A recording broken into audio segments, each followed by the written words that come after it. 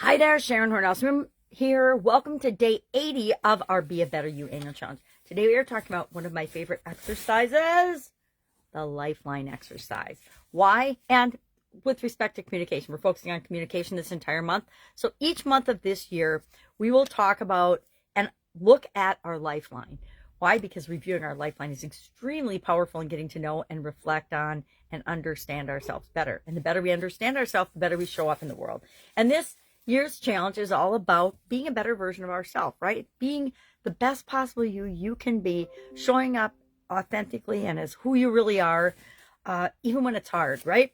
So today, the Lifeline exercise. What is it? How do we do it? Why do we want to do it? How can it impact our communication? How can understanding how we communicate be better for us and enhance our relationships, give us better results in all the different areas and aspects of our life, etc. Well, the Lifeline exercise is just a twist on the timelines that we learned in school, grade school, high school, college, if you went. We did and used and experienced tools called lifelines or timelines back then. They're still called timelines. They're a graphic representation of what happens, major events over a period of time. Now, with respect to our lifeline, the steps we take to create one are we gather our materials, right?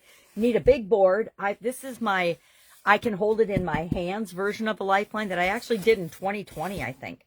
2020 or 2021 I started this one. And I've used it ever since. I've probably talked about it at least once a month, every month since 2020, since the pandemic and everything. So we look at it. We put the year we're born. Yes, I was born in 1960. I just turned 65 last week. Crazy. And that means I have lots of decades of things on my lifeline. And then we go to the year, the current year. I like to go and put an arrow beyond the current year because I don't plan on checking out this year. I don't know about you, but I'm not leaving anytime soon. So then we think about major milestones, major events, major things that happen to us or around us in our life, and we map those out on our personal timeline, our lifeline. And then we look at those specifically this month with respect to communication. How did my sudden cardiac arrest impact my communication? That's a biggie because that changed everything for me.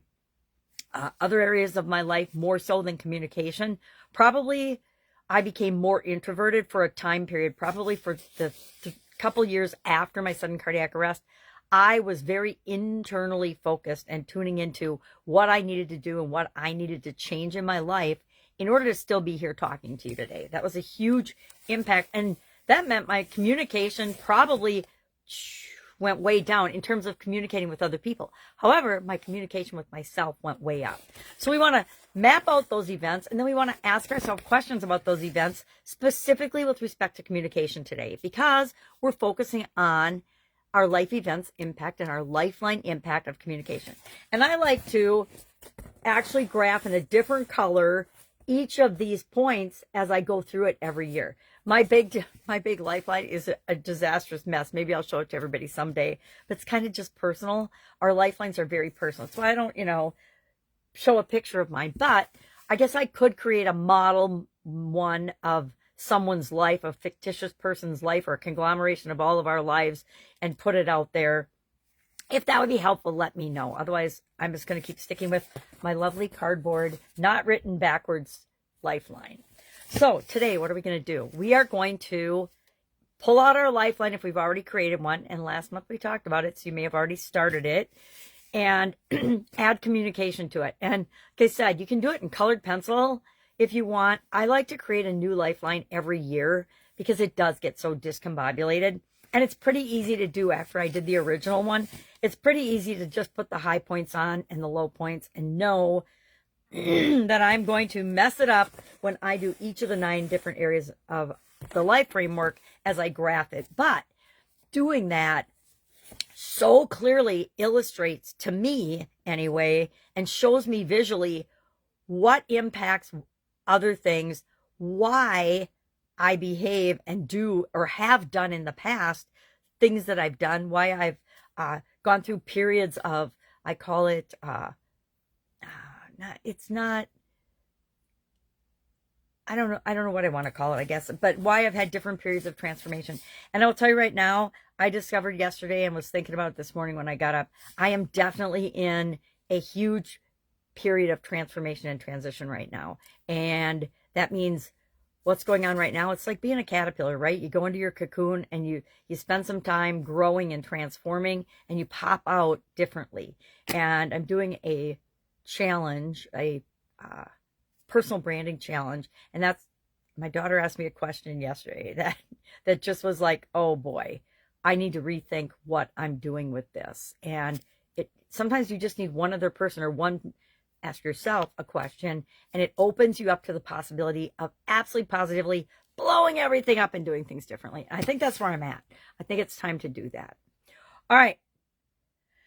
Doesn't mean I'm not going to do the challenge. I'm still going to do the challenge, because that is, it's a core value of mine to do something that improves me every single day. And so that's why I love doing the annual challenge. And we'll talk about that more too. All right.